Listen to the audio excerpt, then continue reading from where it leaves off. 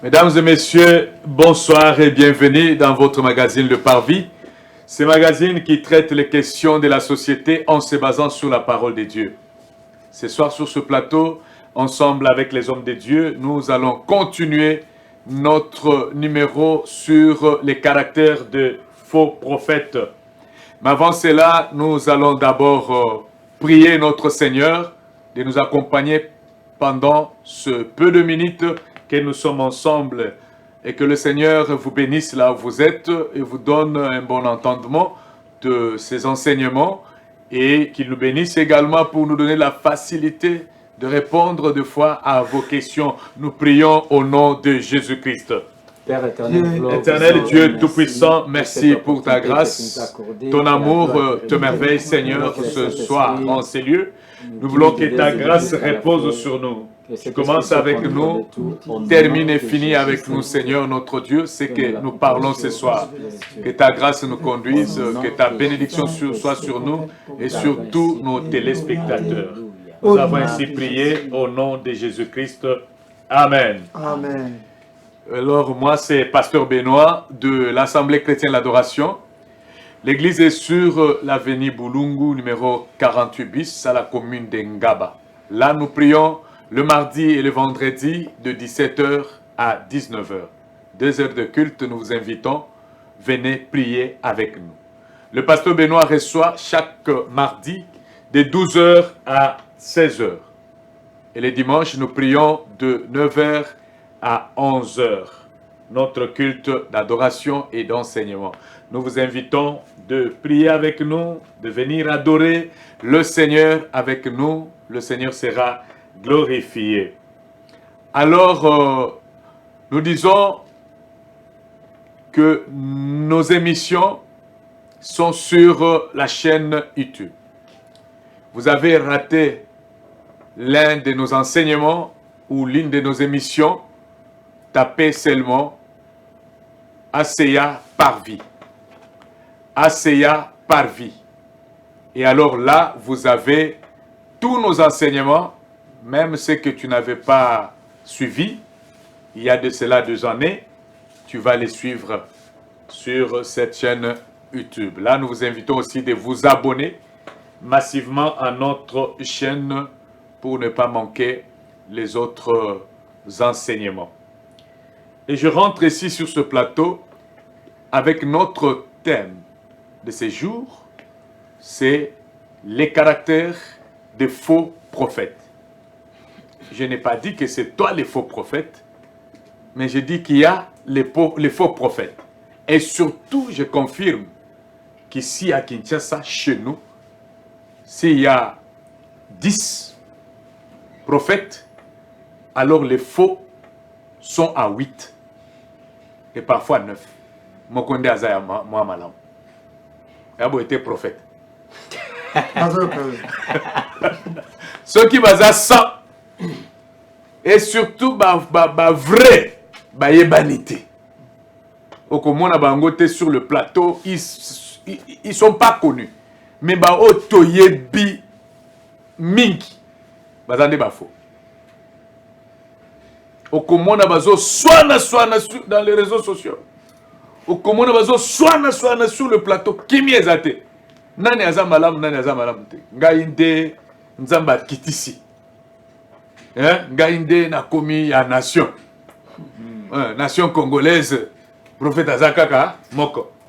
Mususu alobi kotoyo musakoli azana mboka. Donc ngainde azana mboka. Mais quand on regarde tous ces prophètes-là, tous au monde leur message, ils ont divisé ma bota. Et je ne sais pas que le Seigneur peut donner un message, quel que soit ma casse na yango, pour diviser ma bota. Je vais prendre un verset aujourd'hui, c'est Éphésiens chapitre 4, le verset 11. La Bible dit, le Seigneur lui-même, il a fait les dons aux hommes. Il a donné aux uns comme apôtres, aux autres comme prophètes, aux autres comme docteurs et pasteurs, et aux autres comme évangélistes. Et il dit, ces dons ici qu'il a fait aux hommes, c'est pour le perfectionnement des saints. Ce qui te lobi na lingala, perfectionnement des saints et lingi koloba, kobongisa basantu. Kokomisa bango ya kokoka. Ndenge nzambalinga. Ndenge nzambalingi. Mais est-ce que le message, vos messages là, vous les faux prophètes, et Sangi Sabat, Mabota et Kabouane, nous voyons aujourd'hui les Cheikh Nanzera Baleki, les enfants de la rue, Baleki, et ces enfants-là ont leurs parents. Et la naïveté aussi des parents, Nzamba Pesio Moana, parce qu'il y a beaucoup aujourd'hui qui cherchent les enfants, Bazo Sobangote. Mais toi, tu as eu la facilité, tant, au boti. Après, Baébisio Moana, Nandoki, tu prends cet enfant au bois qui est Nanzela.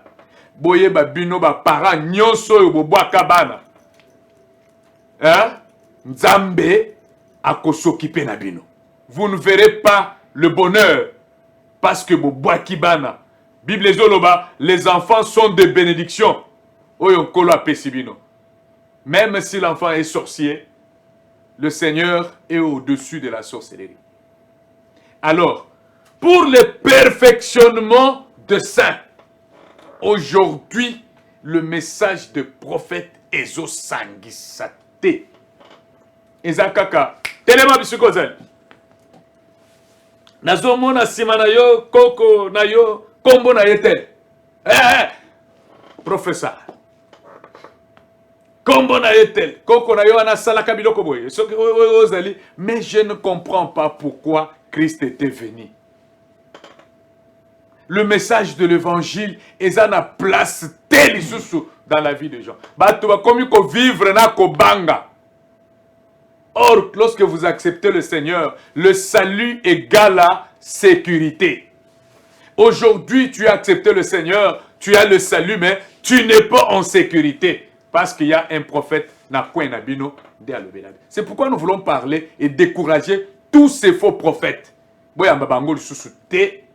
Détruire et béler. Que le Seigneur vous bénisse. Alors, Tozongi sur ce plateau. Pour le perfectionnement de saints. Tozongi, caractère, il y a un faux prophète.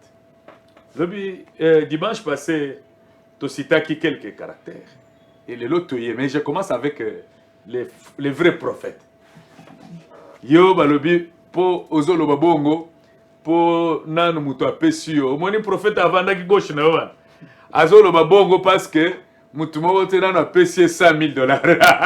Apesio $20,000. Le jour où bako yebisa ye, bako pesa ye mbongo. Akoya sur la plateau wana te pona kolobela ba faux prophète. De ba yebisinga.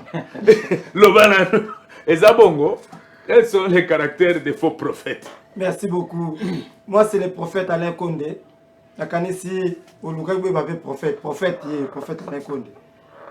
Nazali, visionnaire et Assemblée chrétienne de la parole de feu, église des Zouamina, avenue Mabakou, numéro 8C, dans le quartier Dingi, commune à Kisenso.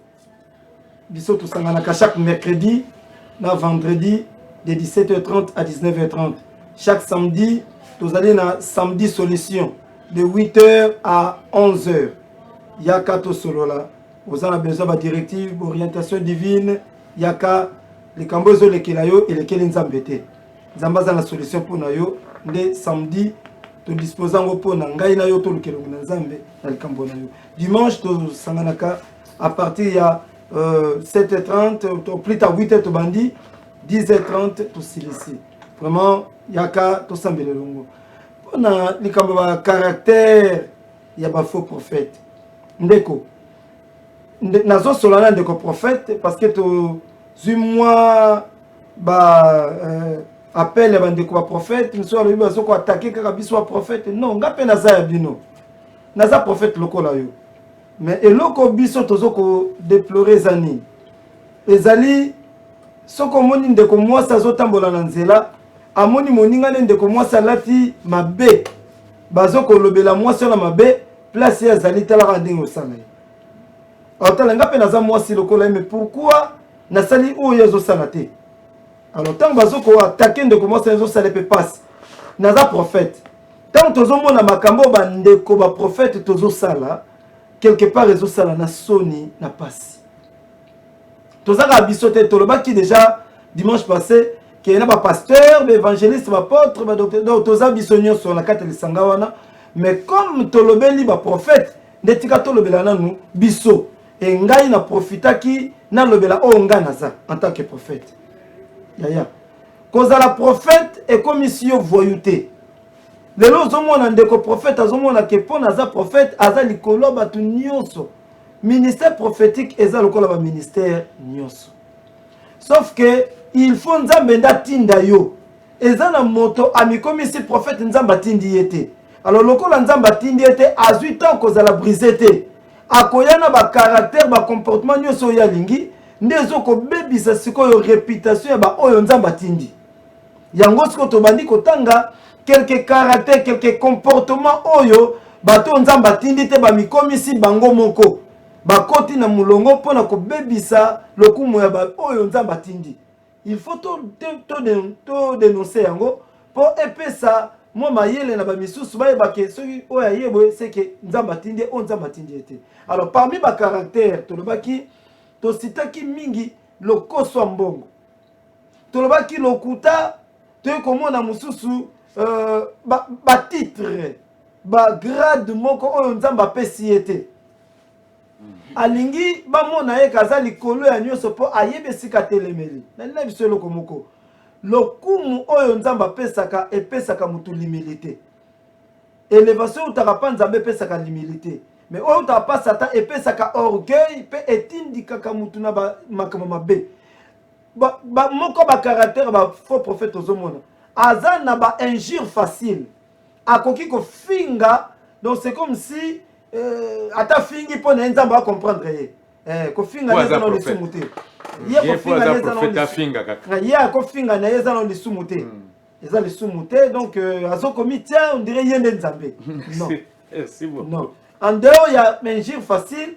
Okomona akoki kotie la moninga poison sans problème. Ba moko ba caractère ba faux prophète baza na batu na bango batindaka pona ba règlement de compte na batu misusu. Soka moni ke osala ke mabe moko tolika mo loba ke za contre ye aza capable ko tinda batu ba enlever yo. Aza capable ko tinda batu ba telo pe eloko mabe. Aza capable ko tinda batu ba kalo na nzela ba beta pe yo. Pe aza capable ko tinda batu ba monter eloko moko pona yo. O kutu asala kinga boye ba ko tindelo moto ba préparer bien pour ka ko séduire yo. Wana faux prophète. Azo tinda batu ba ko séduire muninga prophète. Pour na intérêt nini, pour gagner nini. Tant ozo sala bongo lokumu eza na ya Yesu to ya Satan. Donc ozo comprendre que aza préparé et pas diable pour na ko détruire ba oyo nzambe abongisi pour na ko gagner les âmes perdues. Vous voyez?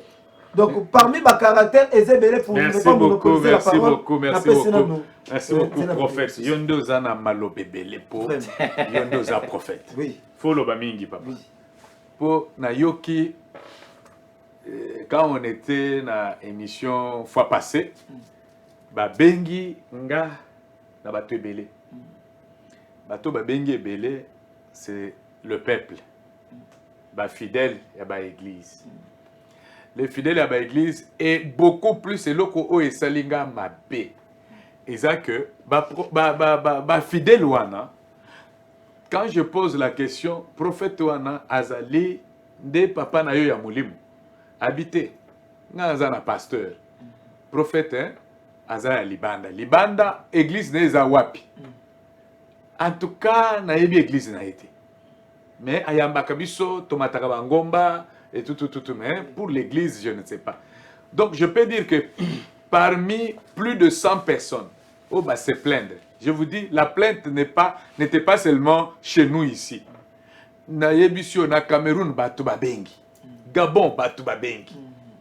Batu babengi na Angola. Pona koloba denge bazala escroqué par les prophètes. Denge bazala bakabwana na mabota par les prophètes. Mais na tous ces gens-là, ba prophète wana ya église na bangote. Donc na yeko comprendre que caractère monsieur ba prophète bazala na ba église te. Ebele bazana ba église te. Ebele bazakaka ba prophète. Mais sous ce baquet d'accord la batte le bangomba. Ah, bazaka ba prophète nantela na mituka na ba message nzamba bananga. Et puis mususu ayebisinga ke moko ayebisi ya lobi aujourd'hui ata ozo sambela l'église songolo pakala mwana na nzambe nyonso il faut azala na prophète na ye. Oyo ko banda yebisaka ye makambo. Ebezaka ye. Papa, caractère des faux prophètes. Bon, merci beaucoup pasteur Benoît. Tokumisi nzambe na makambo mosakola lobi nga pasteur Michel Mpoi. Naza pasteur principal et l'église Les Bénis de l'Éternel. L'église a situé l'avenue télévision numéro 8 na Kingabwa, côté à terrain, waya waya. Kolo Pambola Bino. Nana Lobaboye. Je crois que Tolobaki déjà, semaine passée, et les autres ont continué à Toloba. Tolobate pour tout cater. Toloba juste pour édifier l'église, pour avertir l'église, les peuples de Dieu. Et ce on a mis ça là, Bozala béni. La Bible dit mon peuple périt par manque de connaissances. Le peuple qui périt là, c'est le peuple de Dieu. Le peuple qui périt là, c'est les enfants de Dieu. Il y a l'église, Bana Nzambe. Le peuple de Dieu périt. Par l'ignorance, c'est une maladie qui détruit. Donc, Sengeli, yango biso topé sabino connaissance. Oyeba, ozala averti. Ndenge pasteur Azoloba, chaque enfant doit avoir son église, son pasteur. Le pasteur, c'est lui ton prophète là. Ton pasteur là, c'est ton prophète là. Parce que prophète, c'est un messager du Seigneur. C'est un prophète, c'est lui qui te parle de la part de Dieu. Donc, il ne faut pas avoir un prophète moro libandate. Wana bazali ba lou rafigé. O bazo Bible zolo ba lou o ba kapona ko ravi ba Bible. Donc, caractéristique ngana ko le système mobenga gijaze mikolo mankiona. Donc, mankiona c'est quoi? Mankiona c'est un miracle moko ya lokuta. Hein? Miracle monté. Vous comprenez? Comme banda ko prépayé. Babengi yango les miracles préfabriqués. Bazana ba labo. Bana ba labo bazo travailler. Donc, bah, pesi miracle moko oyo ezate. Donc, Nzamba salite ba osale tsanzamba juste pour nous tromper bateau. Ozo comprendre. Et au moni prophétie et bande ko poser problème des temps de la Bible. Il y a au moni Paul lui dit que 2 ou 3 prophètes, les autres jugent. Et la Bible dit n'ajoutez pas foi à tout esprit. Donc, même du temps là des églises, la prophétie posait des problèmes. Donc, manki on a wane zali batu bayokani batindi batu pembeno bayebi vina makamno ebele et puis bayebi suango kanske nzambe nda lobi. Vous comprenez? Donc esenge toeba na landi prophète moko na télévision azote alobi mama yo bakangi mbono quelque part. Bakangi mbono na kati ya poisson. Mbono na bakangi na kati ya poisson.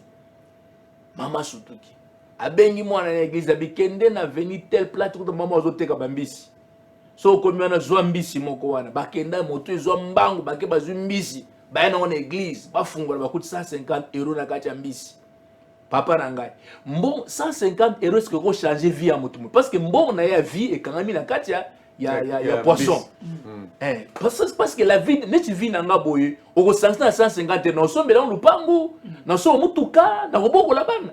C'est cet argent où est kabatu bagangi talabatu baza aveugle. Ça est le bayoka na mwana moto, bayoka na mwana batindaki na moteki mbisi. Et l'on basi basala ki ba bongisi ba koja na kati ya mbisi bongo. Juste tant bino bo monde ngwana bo kamo e bonyo miracle. Miracle te. Parce que mbongo ya moto kangami na femme c'est ataba 1 million €.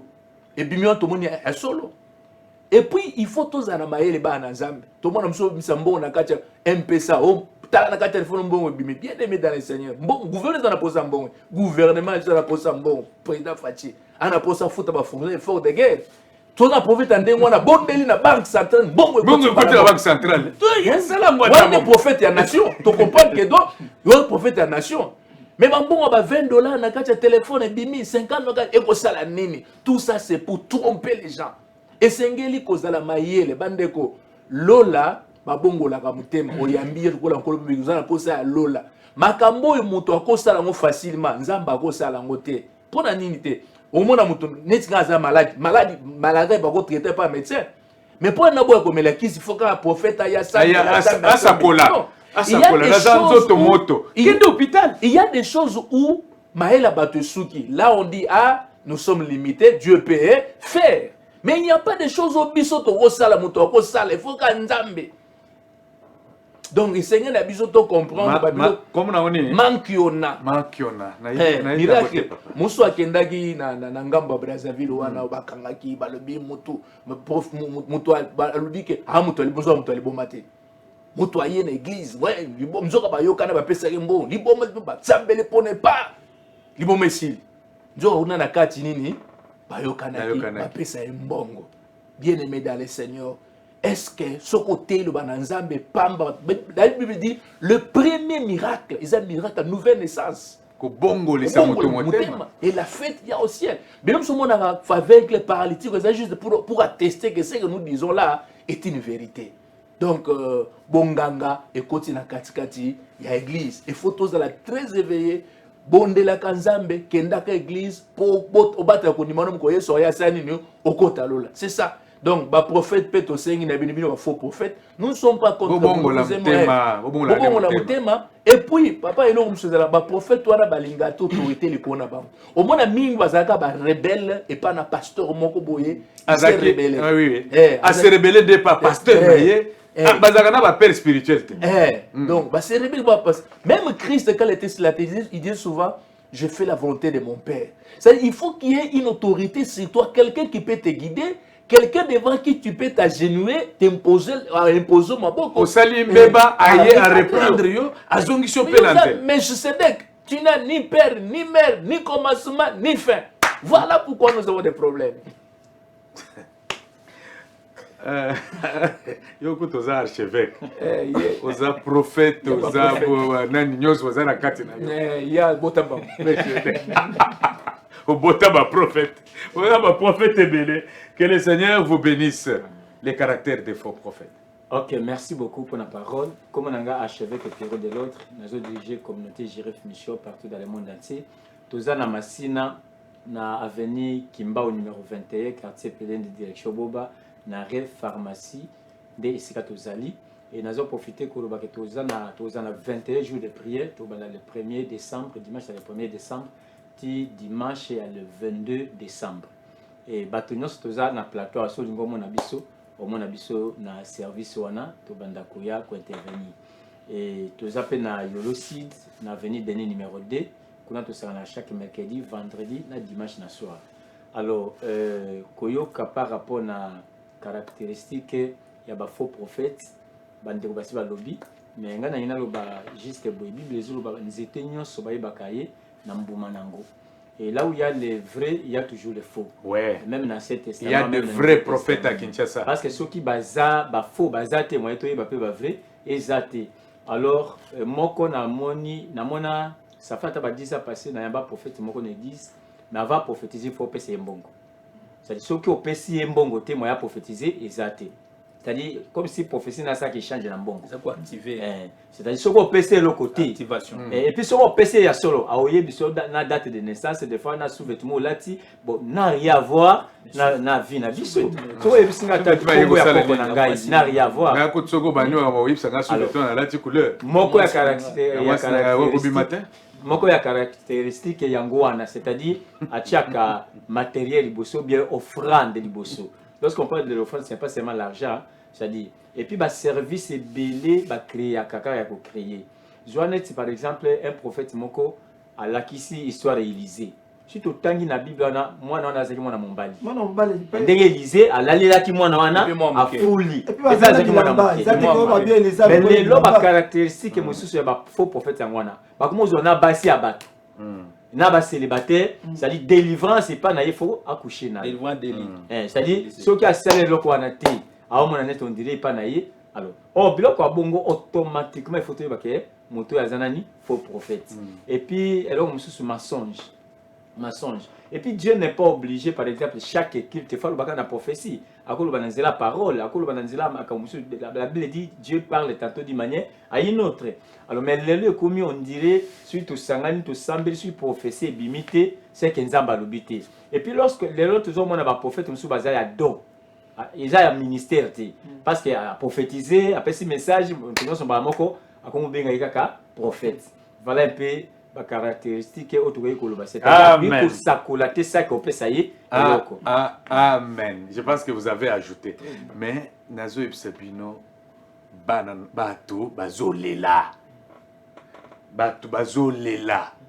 Nous, on a reçu un prophète. Tikana Lobango Kaka. On a reçu quelqu'un à l'église qui est venu prêcher. Alors, il se présenta comme un prophète. C'était la connaissance, il y a mon père spirituel. Alors, il passe à l'église, papa, les dimanches, où les gens sont là, ils ont quitté leur maison, baye kolukan, baye ko adorer Nzambe, baye kalilo banaye. Ale ye aleki liboso alobi Nzamba yebisi ate. Asakolaka. Donc, Dieu qui réunit les gens, azoboya, bate ya bango liloba na ye, mais ye aloba. Asakola. Nzamba yebisi nga lelo tokote ate, Nzamba yebisi nga na te ate. Ah, dimanche toye. Et après accueilli, azui crée. Est-ce que na cause crée? Va pesi crée. Aye asali cercle. Na sewana. Alors na cercle oyo. Nzamba yebisi lelo toza na mwani. Mois d'octobre. Tozaki novembre. Ya ne wana. Abi muto apesa mutu nyonso aya na cercle awa. Atia 1100 francs, 11 000 francs, 110 $, 11 $. Donc, ils ont 11 000, 110 000 francs, et, bah 11 ils ont 11 ils ont 1 $.1, au calcul on a franc, au tché. Alors, je vais dire les mots, le Seigneur va bénir Moutounion son église à Kotato la semaine qui vient. Attends, vous allez. Alors, le prophète Azélie, c'est mieux d'enseigner l'église. Amen. C'est mieux d'enseigner l'église. Si vous avez enseigné l'église, donc le prophète a attendu, l'église était enseignée au niveau que, à ta mon côté, à l'écart, à tchata 1000 francs. Si c'était le message de Dieu, ça pouvait toucher le cœur. Zéro ni nous autres les biso na seto ya kota na libungu tu. To boye kota na libungu tu. Moi j'étais là, je regarde, je vis, personne n'est passé. Et le prophète a dit, lokola église oyo bazaba to ya mutu makasi ba désobéissant. Alors na côté ya mais yo solo ba yo côté ya te. Na côté ya te, le prophète azongi akei kofanda. Nga na telemi na tei. Na ignorer écoute na tei. Et puis, on a fini. Et à la fin, on pouvait se réunir. Moi, j'ai parlé, j'ai dit à mon père, en tout cas, ne m'amenez pas les gens comme ça. Parce que ça, c'est ce qu'on appelle scandale. Au lieu que ça, le scandale d'église.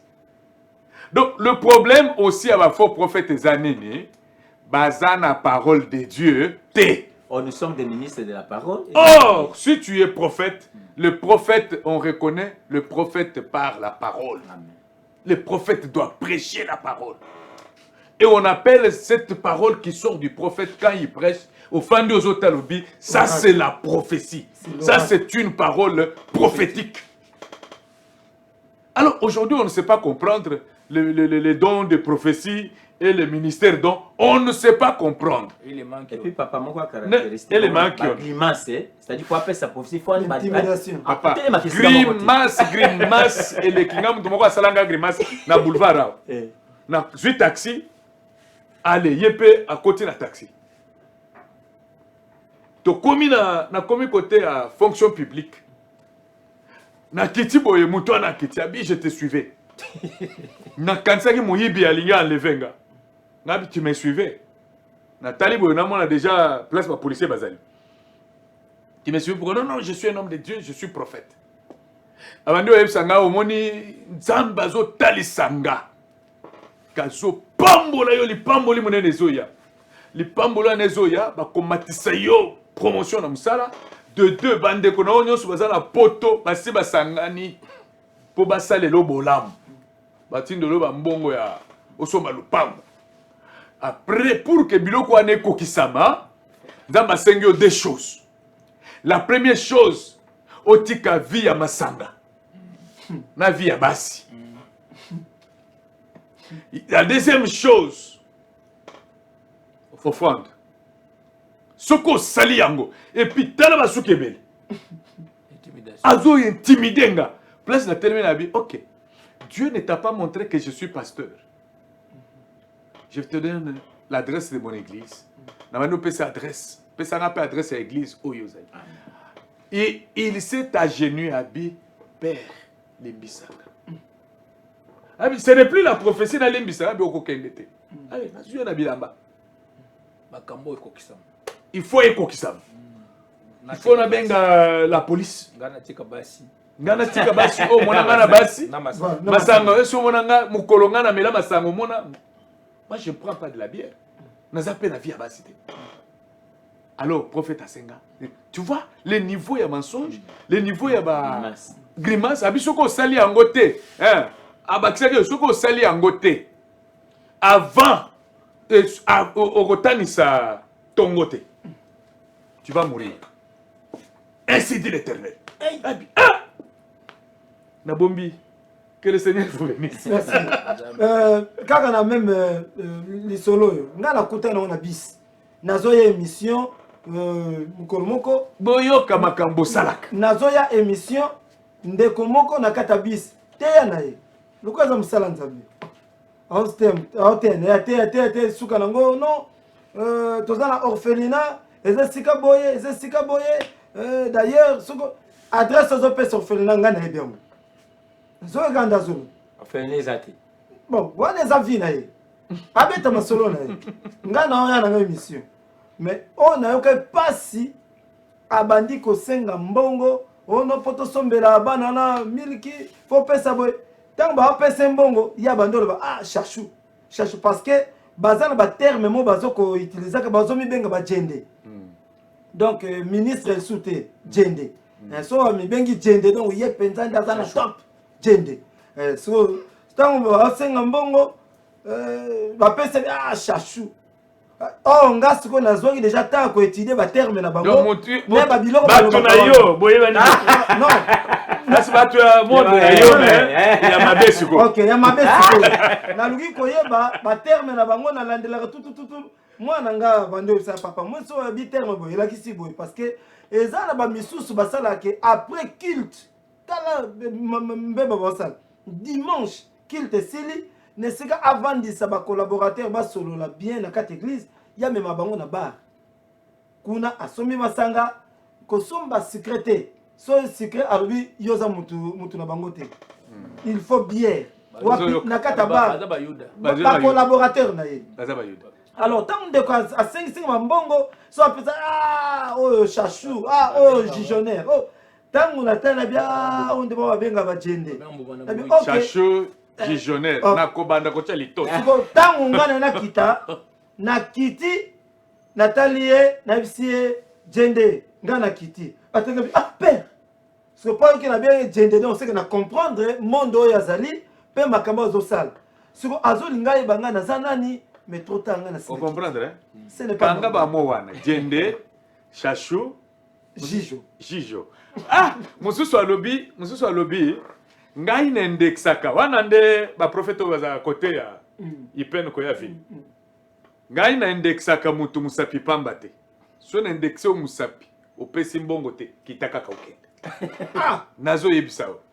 Kitaka okende. Na vandi a indexé ngape musapi. Nzamba zoloba. Pesa mbongo pona ba ofelina $50. Sombela bango nini. To bandi okende. Na lobby na indexa a indexa ki biso na tala bus. Toza soki 24 personnes a indexé à 15. Orphelinat ngoyo mom to sani. Toyeti biso tokiti toye. Abi bozo kita na indexa ka musapi pamba. Oye koyela bino biso to biye yakaka. Alors vous voyez ba grimace ya ba prophète. Alors tozo kende na suka. Je pense que nana lobelo ko na ya ba offrande na ba bis. Offrande des éléments sacrés, ça en église. Les offrandes. Oui. C'est quelque chose qui est sacré. on les donne à l'église. Liboso ya nganga nzambe place olandaka mateya place ala édifier. Toi te akosamba. Kwa te osango malamu.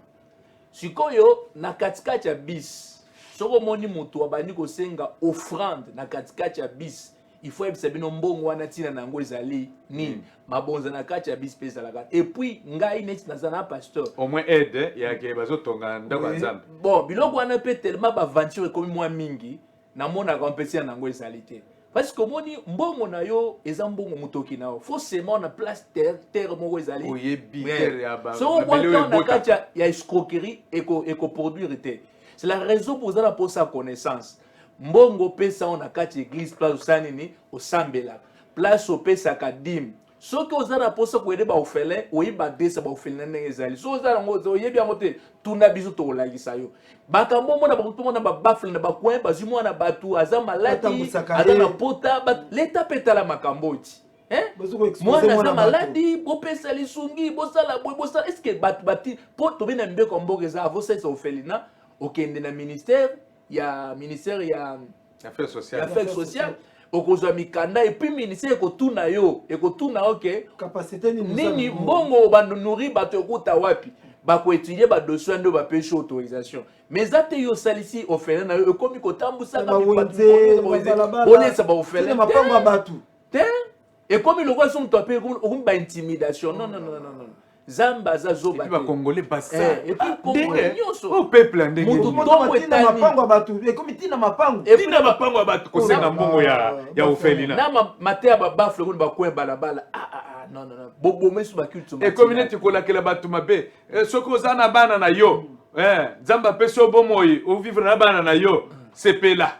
Parce que zana ba misusu bazana bana bango ba parents bazate bango yeyo soko zo sungate bawo ya yo petango bakotikala yo zolo wana nde oza éternel siko moni muto on le kazo kende musala ka so jo frando no tchena balabala nde yango nde ko batela va dans une église là où tu pries donne ton offrande. Excusez papa na ina bakisela ko moko. C'est très important. Ils ont besoin na bisi, ils ont na nzela, ils ont na bangomba, mais si ba peso prophétie, ils ont na pasteur na ko bombe la pasteur na yote. Et puis oyebisi les prophètes yana ke na na pasteur nanga. Mais les autres hommes muto apesi la prophétie ma peso orientation ti.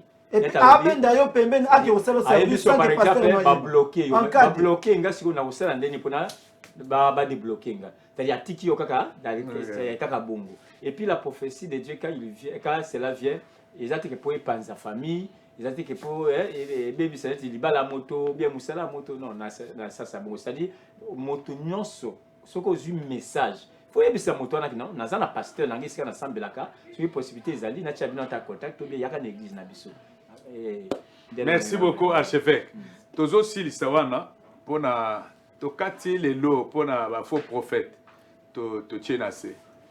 To continuer te mais tozo lobake la prophétie bana nanzambe bino botalanga bien soki lisakoli eye epai na yo quel que soit niveau na yango ya problème eyaka ata ezali ya kindoki ya liwa ya ndenge nini esangisaka bato la prophétie de Dieu ekabolaka bato te oyo ba pesi na famille na bino oyo kaboli bino ana boyeba ke euti epai na nzambe te parce que quand Dieu donne une prophétie batu oyo ba recevoir la prophétie ezalaka na eloko boko nzamba déposaka na mitema na bango c'est l'humilité et l'amour biloko mibale wana bolingo efandaka pe komikitisa efandaka yango ezalaka sujet ya chantage te ya ke obanda ko chanter partout et tout. Dieu, quand il délivre, il te donne l'amour et l'humilité. Mais nyonso o e kaboli binoana et outi pas dans embêté. Et tout ce qui viendra sur vous, oezo sala ke kabola yo na famille, kabola na mobali, e kabola na bandeko, e kabola na batu boye e kotsoyo. Donc ça ne vient pas de Dieu. La prophétie de Dieu vient pour ebongisa yo et puis botikala katikati na unité pe bolingo. Que le Seigneur vous bénisse. Que le Seigneur bénisse la chaîne RTGA. Parce que c'est une occasion pour être tinda message na biso et pas na bino pour boyer que aujourd'hui ba tomboki ba okota na bandaku et comme ndaku na ndaku bazo ya ko prophétiser bino kende l'église sambela Ton pasteur là, c'est ton prophète. Quand tu as un problème, pose chez ton pasteur, il va t'orienter. Pesa dim na yo n'église, pesa offrande na yo n'église, ko pesa offrande na nzela te, ozo bwaka yango. Sali sande bato bazana wileri awawa, ba aveugle, bato bazo tambola te, sali sa bango, c'est la parole de Dieu. Donne aux pauvres. Mais à ce qui concerne l'offrande, kende ko chango n'église, ko pesa offrande na bus te, ozo bwaka yango, ko pesa offrande na, ko pesa bandoki. Après, à prophétiser que le Seigneur vous bénisse. Ce qui nzambe rabiso azongite tokutani lisusu dimanche prochain na ngonga moko oyo ya 18h na chaîne RTGA. Que mon Dieu vous bénisse.